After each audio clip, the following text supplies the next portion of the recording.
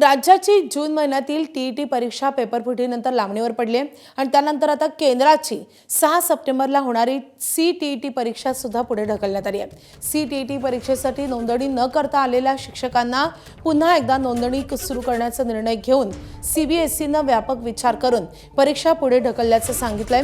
मात्र जे शिक्षक मागील अनेक महिन्यांपासून राज्याच्या टीईटीचा आणि केंद्राच्या टीईटीचा अभ्यास करत आहेत त्यांना मात्र या निर्णयामुळे मनस्ताप सहन करावा लागतोय।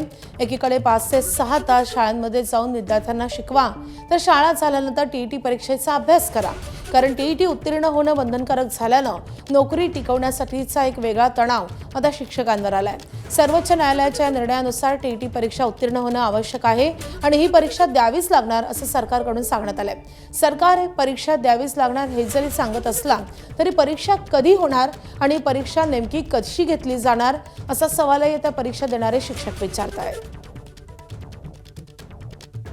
दैनंदिन वर्गाचं अध्ययन अध्यापन असो किंवा BLO SIRची कामे असो, हे सर्व करून आम्ही सर्व शिक्षकांनी या परीक्षेची जोरदार तयारी केली होती। विविध अभ्यासक्रमाची पुस्तकं, प्रश्नपत्रिका या सर्वांचा सराव केला होता आणि ही परीक्षा द्यायचा निर्धार केला होता। परंतु आता प्रश्न पडलाय, राज्य सरकार असेल किंवा केंद्र सरकार असेल यांना साधी परीक्षाही नीट घेता येत नाहीये का? पेपर फुटीपासून ते थांबू शकत नाहीयेत का? मग हा पेपर घेण्याचा अट्टहास कशासाठी? जवळजवळ 1.5 महिना झाला आम्ही तयारी करतोय सीटीईटी परीक्षेची आणि परीक्षा 10 दिवसांवर येऊ घातलेली आहे आणि कळतंय की परीक्षा ही पुढे ढकलण्यात आली आहे। पुन्हा घर सांभाळून, शाळेतली कामं सांभाळून, मुलं सांभाळून आम्ही वेळ काढून अभ्यासाला सुरुवात केली, शेवटच्या टप्प्यापर्यंत पोहोचलो आणि आज कळते की परीक्षा पुढे ढकलली। मग पुन्हा एकदा ह्या फेजमधून जातोय। टेन्शन आणि नर्वसनेस आम्हाला आलेला आहे।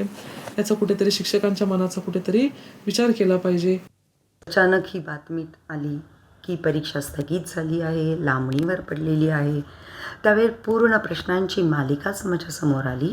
खरंच सांगायचं तर शिक्षकांना दिलेला एक मानसिक असह्य करणारा असा ताण आहे आणि त्याचमुळे पूर्ण शिक्षण संस्था असू देत, शिक्षण यंत्रणा असू देत, परीक्षा यंत्रणा असू दे, यावरचा पूर्ण विश्वासार्हता गमावलेली आहे असं मला वाटतं। तर या सगळ्या शिक्षकांना हा अधिकचा मनस्ताप सहन करावा लागतोय, कारण शिक्षकांनी या परीक्षेची पूर्ण तयारी केलेली होती। मात्र आता जेव्हा ही परीक्षा होणार होती तेव्हा ही परीक्षा पुढे ढकलण्यात आली आहे आणि त्यामुळे आता शिक्षकांसमोरच्या समस्यांमध्ये भरच पडली आहे।